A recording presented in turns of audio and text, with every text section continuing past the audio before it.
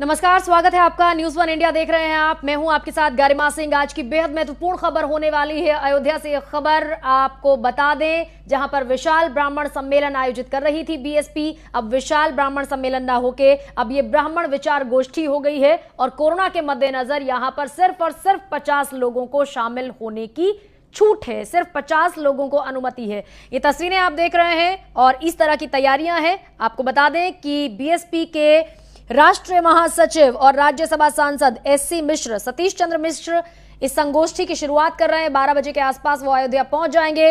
1 बजे से 4 बजे तक वो यहां पर तमाम लोगों को संबोधित करेंगे। बड़ी खबर इस समय की आप तक हम पहुंचा रहे हैं। अयोध्या से जो शुरुआत हो रही है वो फिर पूरे प्रदेश में अलग अलग 18 मंडलों में भी होगा। लेकिन सबसे बड़ी बात यह है, आपको बता दें कि पहले यह विशाल ब्राह्मण सम्मेलन होने वाला था, लेकिन 2013 में इलाहाबाद हाईकोर्ट की लखनऊ बेंच ने जातीय सम्मेलनों पर रोक लगाई थी। इसी को लेकर एक अधिवक्ता ने शिकायत दायर की और उसी का संज्ञान लेते हुए इसे बदल दिया गया है। और अब यह विशाल ब्राह्मण सम्मेलन नहीं हो रहा है, यह हो रही है ब्राह्मण विचार गोष्ठी।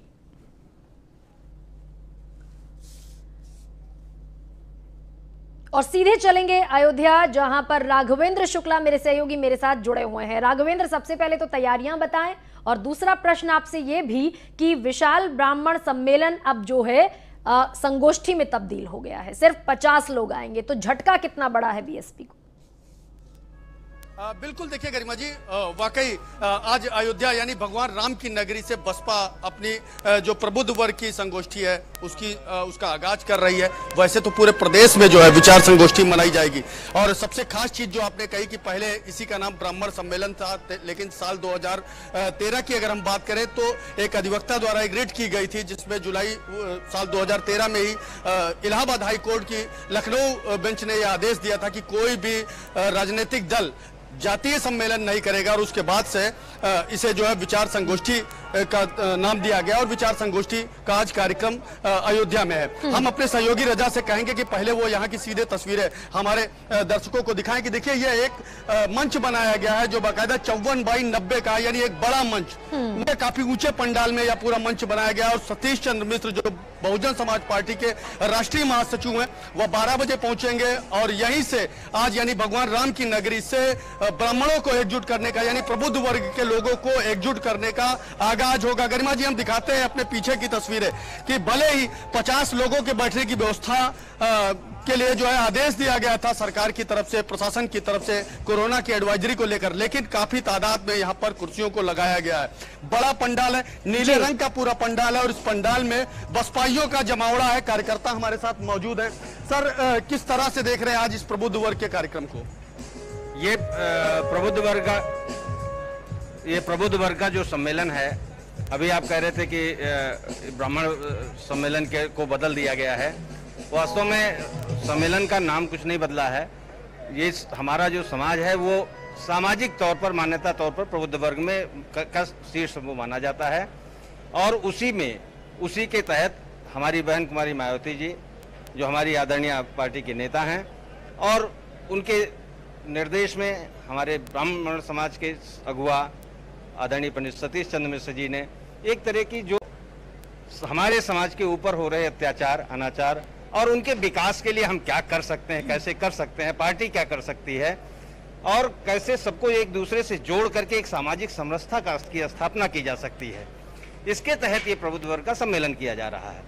इस सम्मेलन का सबसे मुख्य उद्देश्य, चूंकि हर पार्टियां देश बांटो, जाति बांटो, धर्म बांटो, इसके आधार पर, तो हम क्या कर रहे हैं, उसको समाहित कर रहे हैं। निचले तबके को, ऊपर के तबके को, पिछड़ी जातियों को, अगली जातियों को, प्रबुद्ध वर्ग को, और जिनको दिशा हम देना। गरिमा जी, देखिए यहाँ पर राघवेंद्र एक सवाल और पूछिए, उन्हें भी लाया गया। राघवेंद्र एक सवाल और पूछिए जो है, अगर सबको ही साथ लेकर चलना है तो सिर्फ सम्मेलन ब्राह्मणों का क्यों? यहीं पर बुला लिया जाता, सबों को बैठा लिया जाता, जाति बाध्यता होती ही नहीं। बेहद ही अहम सवाल है। बेहद ही अहम सवाल है और इस सवाल से पहले हम दिखाना चाहेंगे कि यहाँ पर इस मंच पर जो है वैदिक ब्राह्मणों को बुलाया गया है जो वेद की पढ़ाई करते हैं अयोध्या में, और काफी तादाद में जो यहाँ पर स्वस्थ वाचन करेंगे। जिस समय सतीश चंद्र मिश्र इस मंच पर होंगे, ये वैदिक ब्राह्मण यहाँ पर बैठा ले गए और इन ब्राह्मणों द्वारा स्वस्थ वाचन किया जाएगा। यहाँ पर मंत्रों का उच्चारण होगा और हमारे ठीक साथ में जो एमएलसी हैं दिनेश जी हमारे साथ। सर, स्वागत है आपका। आज बसपा का कार्यक्रम है। हम एक सवाल आपसे करेंगे कि आज जिस ब्राह्मण सम्मेलन की बात आज बसपा कर रही है, हमेशा ही बसपा इस बात को कहती है कि हम सबको साथ लेते हैं, चाहे वह दलित हो, ब्राह्मण हो, सवर्ण हो, कोई भी हो। आज इस मंच पर सिर्फ प्रबुद्ध वर्ग के ही लोग क्यों, सबको साथ क्यों? नहीं, सबके सब तो साथ में है। आज प्रबुद्ध सम्मेलन है, कल उनका भी सम्मेलन होगा, सब लोग साथ में।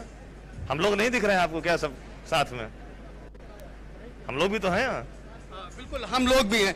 किस तरह का ये पूरा कार्यक्रम है और सतीश चंद्र मिश्र जी जब अयोध्या पहुंचेंगे तो पूरा कार्यक्रम क्या होगा? अब वहाँ पहुंचने वाले आप लोग देख लीजिएगा कैसा कार्यक्रम है। देखिए, अभी कुछ ही देर में सतीश चंद्र मिश्र जी आज अयोध्या पहुंच रहे हैं और इस मंच पर वह होंगे। यहाँ जो बसपा से समर्थित एमएलसी हैं दिनेश जी, वो उन्होंने साफ तौर पर इस बात को कहा कि आज भले ही प्रबुद्ध वर्ग का सम्मेलन हो रहा है, लेकिन कल अन्य समाज के लोगों का भी जो है सम्मेलन होगा। आज अभी मैं आपसे चर्चा कर रहा था सर, आज ये पूरा कार्यक्रम किस तरह का है? जब सतीश चंद्र मिश्र जी अयोध्या पहुंचेंगे तो कहा जा रहा है कि वो राम जन्मभूमि का दर्शन करेंगे, हनुमानगढ़ी का दर्शन करेंगे। जी, आने के बाद अयोध्या में राम जन्मभूमि और बजरंगबली के दर्शन करेंगे, हनुमानगढ़ी का, और दर्शन करने के बाद तो फिर इस कार्यक्रम स्थल पर आएंगे और हमारे जो समाज के लोग यहाँ इकट्ठा हैं उनको वो अपना दिशा निर्देश देंगे कि उनको किस तरह से सामाजिक उत्थान के लिए, राजनीतिक उत्थान के लिए और देश के हित में हम किस तरह से काम कर सकते हैं, इसके लिए वो हम लोगों को दिशा निर्देश देंगे, हम लोग उसको आगे बढ़ाएंगे। सर, नवंबर 2019 में राम मंदिर को लेकर फैसला आया था, अब चुनाव आ रहे हैं, सतीश चंद्र मिश्र जी को अब भगवान राम की याद आई, इससे पहले वो यहाँ नहीं थे। बंद करो।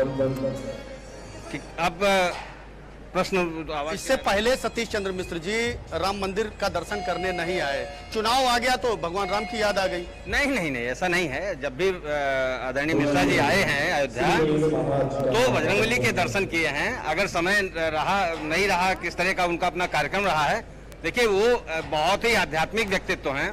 उनके घर से लेकर के बाहर तक आध्यात्म, उनका खुद का अपना मंदिर जिसमें हमेशा हर सोमवार को पूजा पाठ और रुद्राभिषेक का कार्यक्रम चलता है। और हम सभी तो ब्राह्मण हैं, हम नहीं रामलला के दर्शन करेंगे, हम अपने आराध्य का दर्शन नहीं करेंगे, हम बजरंगबली के दर्शन नहीं करेंगे, हम काशी जाएंगे भोले का दर्शन नहीं करेंगे, तो हम दूसरे को कैसे कह सकते हैं? बिल्कुल। तो गरिमा जी, देखिए जिस तरह से 2007 में बसपा ने एक सवर्णों का वोट साध कर जो है उत्तर प्रदेश में मायावती मुख्यमंत्री बनी थी, ठीक उसी तरह 2022 में भी कहीं ना कहीं से प्रबुद्ध वर्ग के लोगों को जोड़कर इस बार फिर अयोध्या के रास्ते राजधानी लखनऊ में विधानसभा की सीटों पर बसपा के लोगों को बैठाना चाहते। बिल्कुल राघवेंद्र, दरअसल जब सवालों की तपिश सामने आती है ना तो बहुत सारे लोगों को वो नागवार गुजरता है। लेकिन मैं पूछना आपसे ये भी चाहती हूँ कि बहुजन समाज पार्टी कोशिशें भले ही कर रही है, अब ये विचार संगोष्ठी हो गई है, ब्राह्मण विचार संगोष्ठी हो गई है, सिर्फ 50 लोगों को शामिल होने की अनुमति है, लेकिन जमीन पर कैसी स्थिति देख रहे हैं आप? आने वाला चुनाव 2022 का निश्चित तौर पर सभी सियासी पार्टियों के लिए महत्वपूर्ण होगा।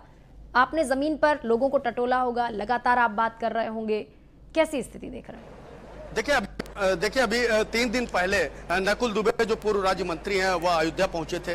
उन्होंने एक बात कही थी कि खुशी दुबे प्रकरण यानी जो बिकरू कांड था, विकास दुबे काफी चर्चित हुए थे इनकाउंटर के बाद से, और उनके सहयोगी की पत्नी खुशी दुबे पर जो है कई गंभीर धाराओं में जो है मुकदमा दर्ज है। उनकी सिफारिश करने को लेकर के चूंकि समाजवादी नेता और जो विपक्ष के लोग हैं उन्होंने बसपा नेताओं पर सीधा निशाना साधा था कि खुशी दुबे की जमानत कराने के लिए या उन्हें न्याय दिलाने के लिए आखिर बसपा अब तक कहां थे। तो उस समय नकुल दुबे ने अयोध्या में ही पहुंचकर कहा था कि अगर खुशी दुबे या उनके परिजन किसी भी तरह का कोई संपर्क करते हैं तो बसपा उनके साथ पूरी तरह खड़ी होगी और हर एक ब्राह्मण समाज के लिए खड़ी होगी। तो कहीं ना कहीं से जो एक बड़ा वोट बैंक है सवर्ण समाज का, चूंकि उत्तर प्रदेश में माना जा रहा है कि करीब 13% जो है इस तबके के लोग हैं, कहीं ना कहीं एक बड़ी वोट बैंक है। अगर जो है बसपा कामयाब हो पाती है ये गोष्ठी करा करके, हालांकि इससे पहले ब्राह्मण सम्मेलन का नाम दिया गया था, मैंने अभी इस बात को बताया कि न्यायालय की चूंकि अवहेलना हो रही थी तो उसका नाम बदला गया, ब्राह्मण गोष्ठी संगोष्ठी रखा गया और ब्राह्मण संगोष्ठी को भी हटा करके विचार